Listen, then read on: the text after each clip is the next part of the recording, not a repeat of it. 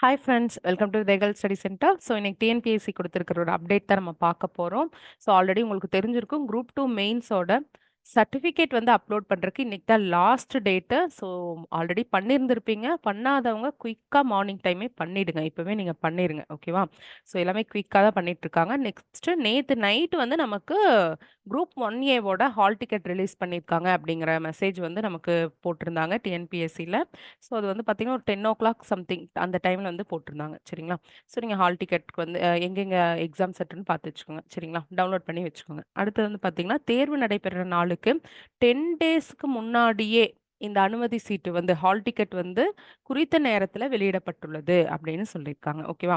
But first எல்லாம் இந்த மாதிரி இருக்காது. ஒரு 5 டேஸ் 1 வீக்ங்கிறதே கொஞ்சம் பெரிய விஷயமா தான் இருக்கும். அதுக்கு முன்னாடி சொல்றதே இப்போ பார்த்தீங்கன்னா 10 டேஸ் பிஃபோரே சொல்லியிருக்காங்க.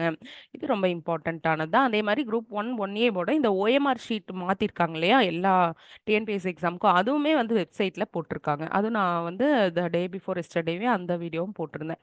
ஸோ அந்த ஓஎம்ஆர் எடுத்து பிராக்டிஸ் பண்ணுங்க. இப்ப நீங்க மார்க் டெஸ்ட் எழுதுவீங்க இல்லையா? ஸோ இன்னைக்கு கூட mark test, free mark test தான் நம்ம விதைகள்ல போயிட்டுருக்கு. ஸோ அதோட கொஸ்டின் பேப்பர் வேணா டிஸ்கிரிப்ஷன்ல இருக்க நம்பர்ல ரெஜிஸ்டர் பண்ணிட்டு நீங்க வாங்கி எழுதிக்கலாம். சரிங்களா? சண்டே வந்து ஸ்டேட் லெவல்ல உங்களுக்கு ரேங்க் லிஸ்ட் வந்து நான் பப்ளிஷ் பண்ணிடுவேன். சரிங்களா? ஸோ அதனால நீங்க அந்த ஓஎம்ஆர் பழைய ஓஎம்ஆர் ஏ, பி, சி அதெல்லாம் விட்டுட்டு, இப்ப இருக்க அந்த புது ஓஎம்ஆர்ல வந்து நீங்க பிராக்டிஸ் பண்ணுங்க. Okay friends. Thank you.